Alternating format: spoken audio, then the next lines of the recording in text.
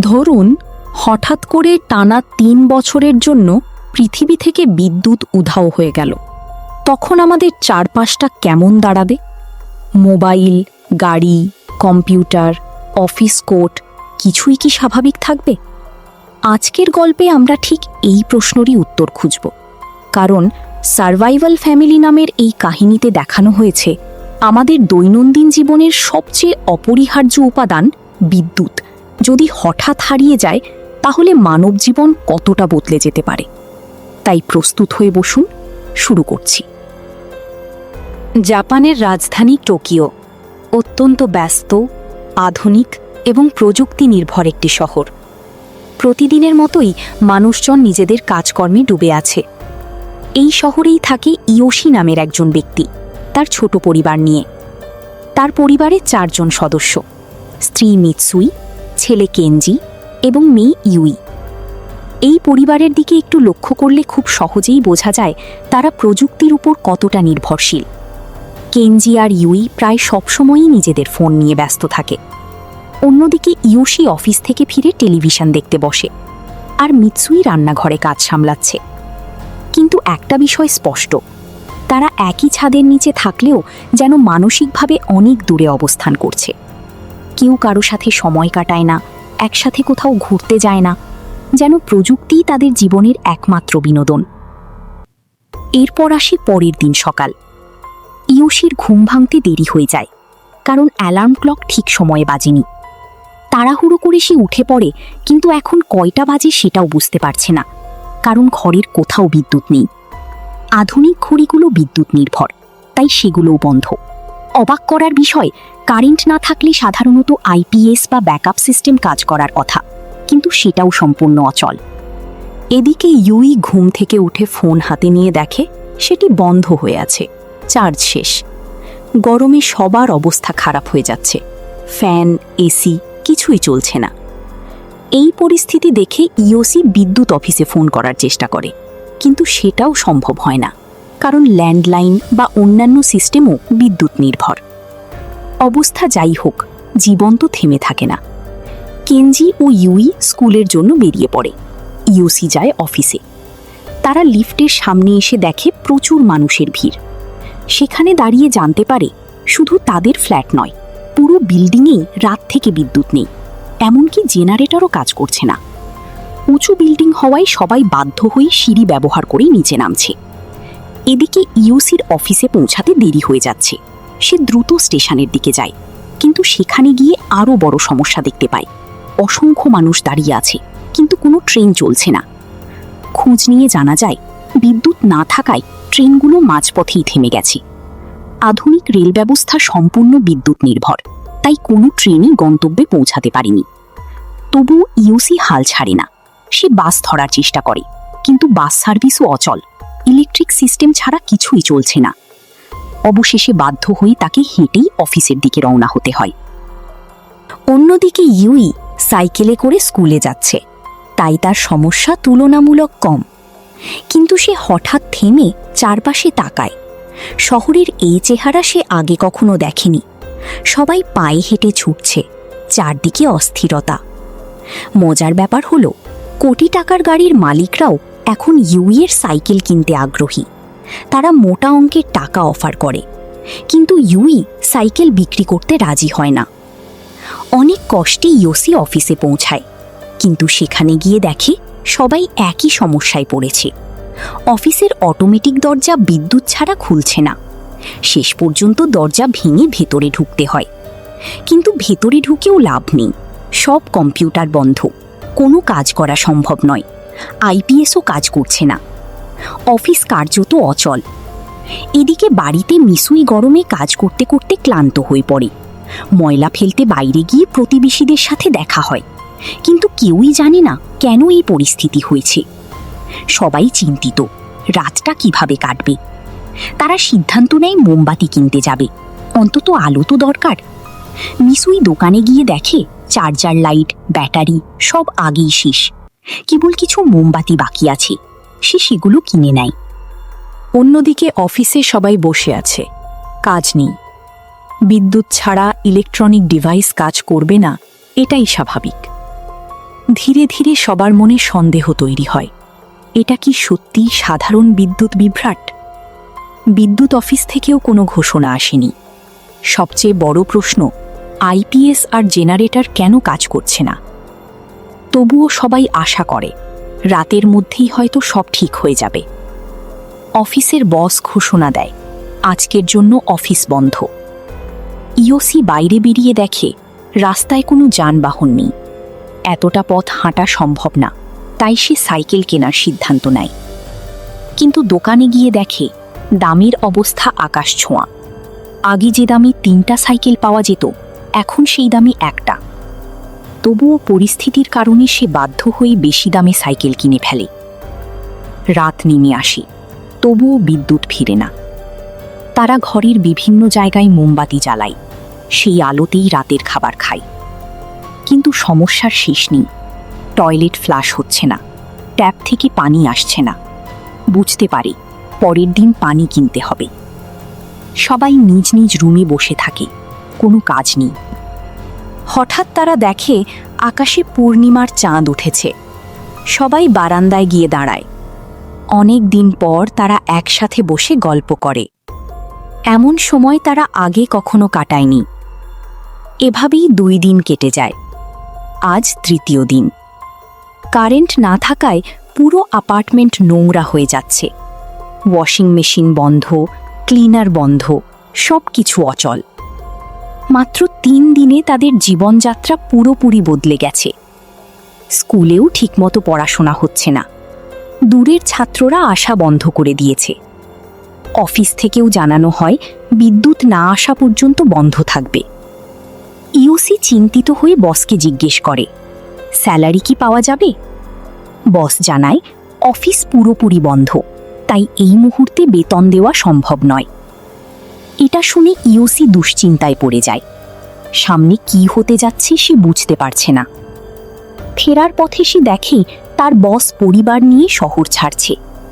বস জানায় পরিস্থিতি ভালো না, তাই গ্রামে চলে যাচ্ছে। ইউসিও ভাবে তাদেরও গ্রামে যাওয়া উচিত। এদিকে মিসুই পানি আনতে যায় দূরের ট্যাঙ্কে, কিন্তু ভিড় এত বেশি, ঘন্টার পর ঘন্টা দাঁড়িয়েও পানি পায় না। ট্যাঙ্কের পানিও প্রায় শেষ। ক্রেডিট কার্ড কাজ করছে না, কারণ বিদ্যুৎ নেই। ইয়োশি ব্যাংকে টাকা তুলতে যায়, কিন্তু সেখানে প্রচণ্ড ভিড়। ধাক্কাধাক্কিতে সে প্রায় আহত হয়ে যায়। এভাবেই 7 দিন কেটে যায়। তবুও বিদ্যুৎ ফেরে না। শহর প্রায় অচল, দোকানপাট বন্ধ। মানুষ বিদ্যুৎ অফিসে গিয়ে জানতে পারে জাতীয় গ্রিডে বড় ধরনের সমস্যা হয়েছে, বিদ্যুৎ উৎপাদন সম্ভব হচ্ছে না। গবেষকরা কাজ করছে, কিন্তু কবে সমাধান হবে জানা নেই। এভাবে শহরে টিকে থাকা কঠিন, তাই সবাই সিদ্ধান্ত নেয় গ্রামে চলে যাবে। এর মধ্যে তাদের অ্যাপার্টমেন্টের এক বৃদ্ধা গরম আর কষ্ট সহ্য করতে না পেরে মারা যায়। এই ঘটনা দেখে ইয়োশির পরিবারও সিদ্ধান্ত নেয় তারা গ্রামে যাবে। গ্রামে থাকে ইয়োশির বাবা। প্রায় 7 বছর পর তারা সেখানে ফিরবে। ভোরে তারা যাত্রা শুরু করে সাইকেলে করে। পথে পানি কিনতে গিয়ে দেখে দাম অনেক বেশি। 1 বোতল পানির দাম প্রায় 300 টাকা। তারা কিছু পানি আর খাবার কিনে বিশ্রাম নিয়ে আবার যাত্রা শুরু করে। প্রথম গন্তব্য এয়ারপোর্ট, কিন্তু সেখানে গিয়ে দেখে গেট বন্ধ, প্রচুর ভিড়। জানা যায় সব ফ্লাইট বাতিল, কারণ বিদ্যুৎ না থাকায় জ্বালানি সংরক্ষণ করা হচ্ছে। প্যাসেঞ্জাররা ক্ষুব্ধ, আগে জানানো হয়নি। গার্ডরা জানায় এই অবস্থায় আর কিছু করা সম্ভব নয়। তাই ইওসিরা সেখান থেকে একটি হোটেলে যায়। আজকের রাতটা সেখানে কাটাতে হবে। কিন্তু এখানেও একই সমস্যা। হোটেল মালিকরা সুযোগ নিয়ে অতিরিক্ত টাকা নিচ্ছে। তবুও বাধ্য হয়ে তারা সেখানে থাকে। রাতে তারা আলোচনা করে শহরে থাকবে না গ্রামে যাবে। শহরের অবস্থা খারাপ, খাবারের দাম বেশি, সঞ্চয় শেষ হয়ে যাবে। অবশেষে তারা সিদ্ধান্ত নেয় গ্রামেই যাবে। কিন্তু প্লেনে যাওয়া সম্ভব নয়। একটাই উপায়, সাইকেল। যদিও এতে অনেক দিন লাগবে, তবুও তারা রাজি হয়। পরের দিন সকালে ইউই আর কেঞ্জি একটি দোকান থেকে ম্যাপ সংগ্রহ করে। অন্যদিকে তাদের বাবা মা একটি দোকান থেকে দামি অ্যালকোহলের বদলে চাল ও ডাল কিনে। এরপর তারা নতুন করে যাত্রা শুরু করে। নতুন করে পথ চলা শুরু করার পর প্রথম দিকে তাদের জন্য সবচেয়ে বড় সমস্যাটা ছিল রাস্তা ঠিকমতো খুঁজে বের করা।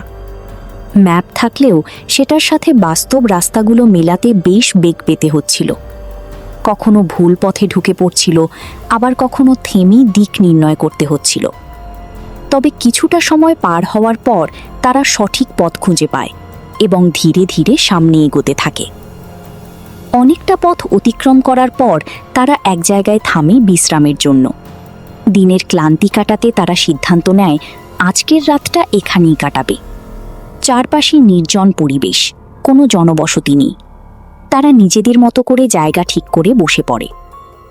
ঠিক সেই সময় আরেকটি পরিবার তাদের কাছে আসে। ইউসিদের কাছে কিছু পানির বোতল দেখে তারা সেটি কিনতে চায়, এমনকি তারা অনেক টাকা দেওয়ার প্রস্তাব দেয়। কিন্তু ইউসি ও তার পরিবার প্রস্তাবটি ফিরিয়ে দেয়, কারণ এখন এই পরিস্থিতিতে টাকার মূল্য যতই থাকুক, পানির মূল্য তার চেয়েও বেশি।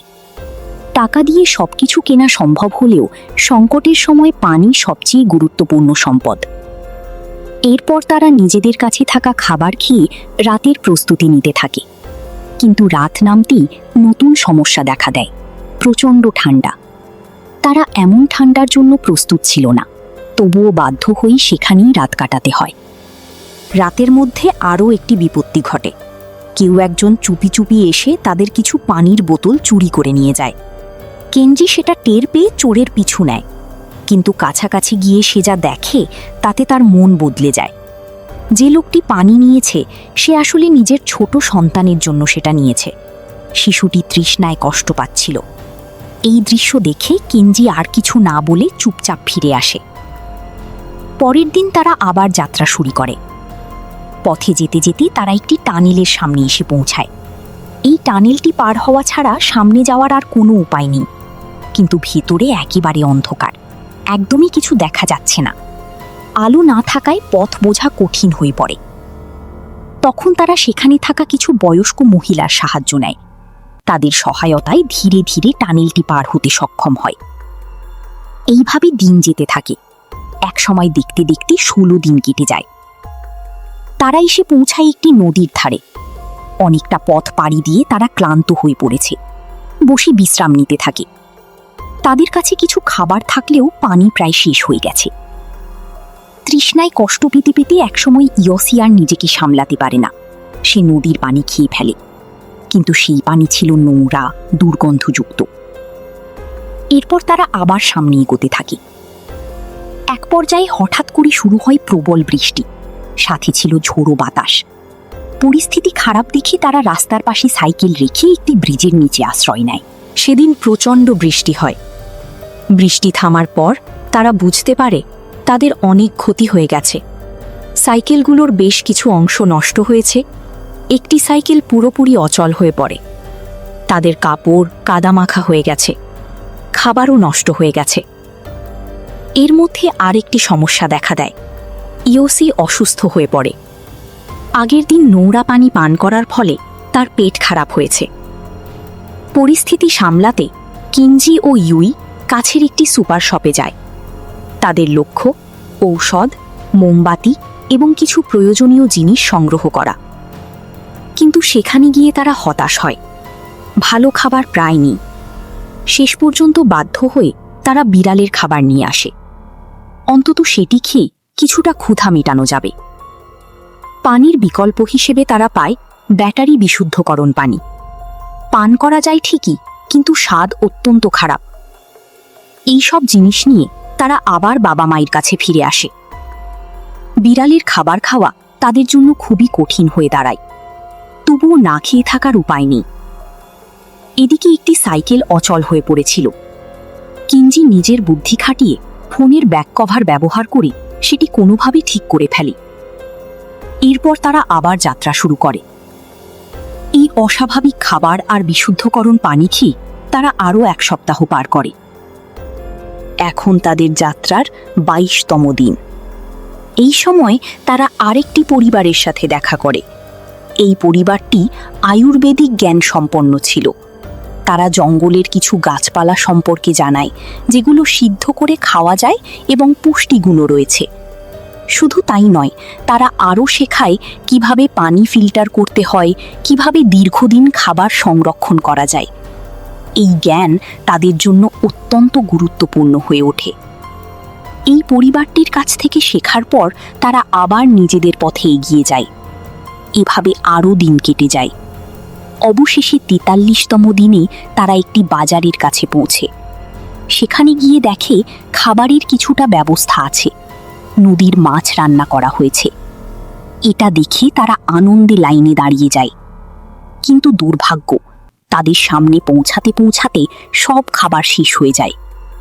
ইউসি অনেক অনুরোধ করে তার জন্য কিছু মাছ রান্না করতে, এমনকি দোকানদারের পা পর্যন্ত ধরে। কিন্তু দোকানদারের কাছে আর কোনো মাছ নেই, সে কিছুই করতে পারে না। হতাশ হয়ে তারা সেখান থেকে চলে আসে। এভাবেই দিন গড়াতে থাকে। ৬৭তম দিনে এসে তাদের অবস্থা খুব খারাপ হয়ে যায়। তারা খুবই ক্ষুধার্ত। একটি ক্ষেতের কাছে এসে তারা এতটাই কষ্টে পড়ে যে পোকামাকড় খাওয়ার কথা ভাবতে শুরু করে। ঠিক তখনই ইয়োসি একটি শূকর দেখতে পায়। তারা সবাই মিলে সেটিকে ধরার চেষ্টা করে। অনেক কষ্টের পর ইয়োসি সেটিকে মেরে ফেলতে সক্ষম হয়। কিন্তু সমস্যা হলো, ওই পশুর মাংস বের করা তাদের পক্ষে সম্ভব হচ্ছিল না। ঠিক তখনই একজন বৃদ্ধ লোক সেখানে আসে। তিনি তাদের সাহায্য করেন পশুটিকে কেটে মাংস বের করতে, তবে বিনিময়ে কিছু মাংস তিনি নিজে রাখেন। লোকটি পাশের এলাকার একজন কৃষক, তার বাড়ি কাছেই। তিনি ইউসিদের তার বাড়িতে নিয়ে যান। সেখানে একটি কল দেখে তারা সবাই দৌড়ে যায় পানি খাওয়ার জন্য। প্রায় ২ মাস পর তারা পরিষ্কার মিষ্টি পানি পান করে। এই অভিজ্ঞতা তাদের জন্য একেবারেই ভিন্ন। বৃদ্ধ লোকটি তাদের খাবার দেয়। এতদিন পর ভালো খাবার খেয়ে তারা আবেগপ্রবণ হয়ে পড়ে। ইউই তো খেতে খেতে কেঁদেই ফেলে। তারা তৃপ্তি নিয়ে খাবার গ্রহণ করে। এদিকে ফ্রিজ না থাকায় মাংস সংরক্ষণ করা কঠিন, তাই তারা মাংসগুলো লবণ দিয়ে মেখে সংরক্ষণ করে। তারা সেখানে ১ সপ্তাহ থাকে। কিন্তু এক সময় আবার যাত্রা শুরু করার সময় আসে। বিদায়ের সময় বৃদ্ধ লোকটি তাদের কিছু খাবার দিয়ে দেয়। সেগুলো নিয়ে তারা আবার পথ চলা শুরু করে। ধীরে ধীরে তারা গ্রামের কাছাকাছি পৌঁছে যায়। আরও ৩ দিন সাইকেল চালানোর পর তারা একটি বিলের সামনে এসে দাঁড়ায়। কিন্তু সমস্যা হলো, এখানে কোনো সেতু নেই। এই বিল পার না হলে তারা গ্রামে যেতে পারবে না। তারা বুঝতে পারে যে ম্যাপ তারা ব্যবহার করছিল সেটি অনেক পুরনো, তাই এই বিলের কোনো উল্লেখ ছিল না। এখন তাদের সামনে একটাই পথ, নিজেদেরই উপায় বের করতে হবে। তারা সিদ্ধান্ত নেয় একটি ভেলা তৈরি করবে। কাঠ, দড়ি এবং আশেপাশের জিনিসপত্র দিয়ে তারা ধীরে ধীরে একটি ভেলা বানায়। অবশেষে সেই ভেলায় চড়ে তারা বিল পার হওয়ার চেষ্টা করে। কিছু সময় পর তারা বিলের অপর প্রান্তে পৌঁছে যায়। কিন্তু কাজ তখনও শেষ হয়নি। তাদের সাইকেলগুলো এখনও অন্য পাশে রয়ে গেছে। সেগুলো আনতে ইয়োসি তার ছেলেকে নিয়ে আবার ফিরে যায়। ঠিক তখনই আবার শুরু হয় প্রবল বৃষ্টি।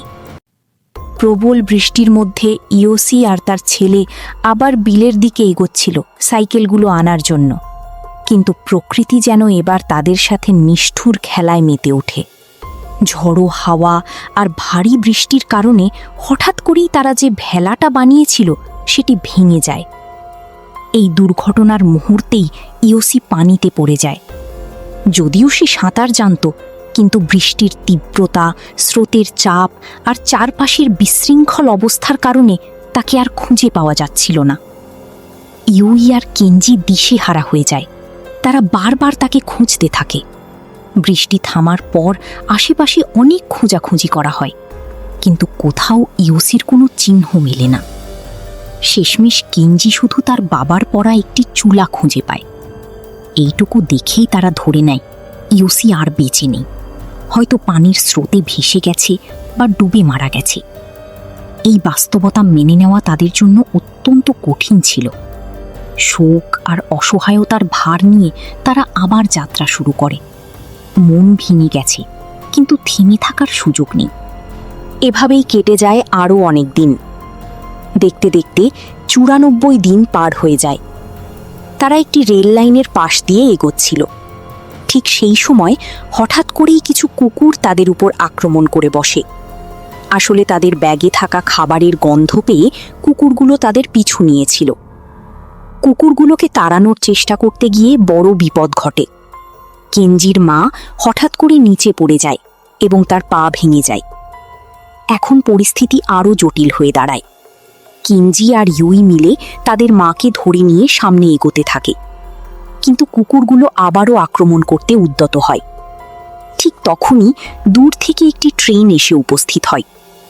এই ট্রেনটি ছিল কয়লা চালিত, যা আধুনিক যুগে প্রায় বিলুপ্ত। একসময় জাপানে এই ধরনের ট্রেন চলত। ট্রেনটি দেখে তারা বিস্মিত হয়ে যায়। তারা দ্রুত ট্রেনে উঠে পড়ে।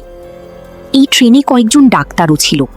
তারা কেঞ্জির মাকে প্রাথমিক চিকিৎসা দেয়, সেই সাথে সবাইকে কিছু খাবার দেয়, যা তাদের জন্য বড় স্বস্তি নিয়ে আসে। অন্যদিকে একই সময়ে অন্য একটি দৃশ্য দেখা যায়। ইয়োশি আসলে মারা যায়নি। বিলের পানির গভীরতা কম থাকায় সে বেঁচে গিয়েছিল, তবে অজ্ঞান অবস্থায় পড়েছিল।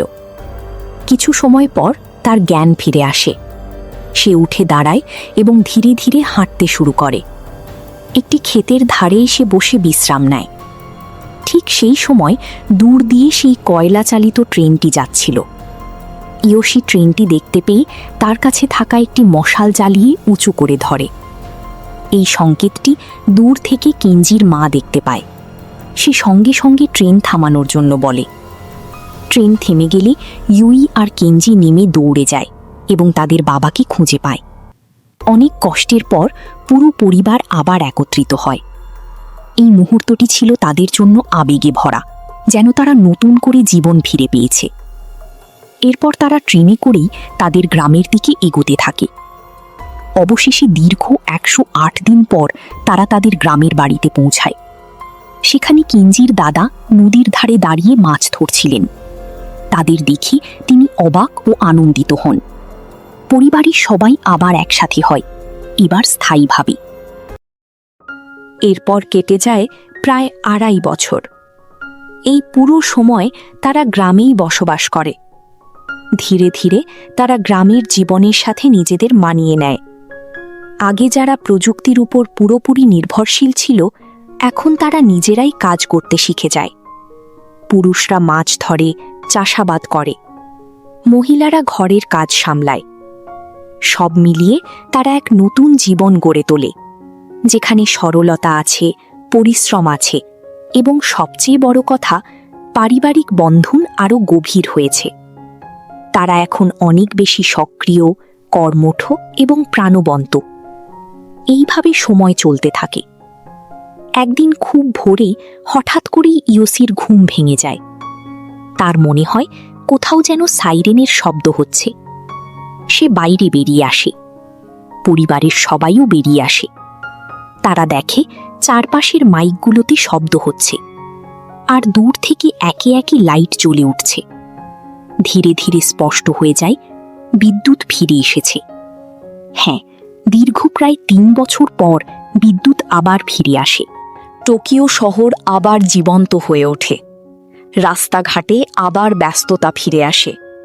মানুষ আবার তাদের পুরনো জীবনে ফিরতে শুরু করে। কিছুদিন পর জানা যায় এই বিপর্যয়ের আসল কারণ ছিল সৌরঝড় বা সোলার ফ্লেয়ার। সূর্যের একটি অংশে অতিরিক্ত শক্তি জমে বিস্ফোরণ ঘটে।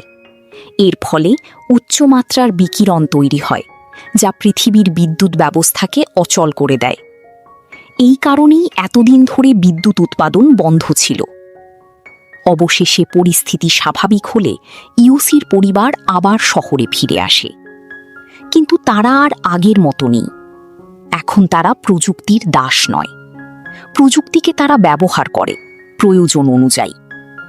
পরিবারের সবাই এখন একে অপরের সাথে বেশি সময় কাটায়। তারা বুঝে গেছে মেশিন জীবনের অংশ হতে পারে, কিন্তু পুরো জীবন নয়। মানুষের সাথে মানুষের সম্পর্কই সবচেয়ে গুরুত্বপূর্ণ এবং এই উপলব্ধি তাদের জীবনকে সত্যিকার অর্থে বদলে দেয়।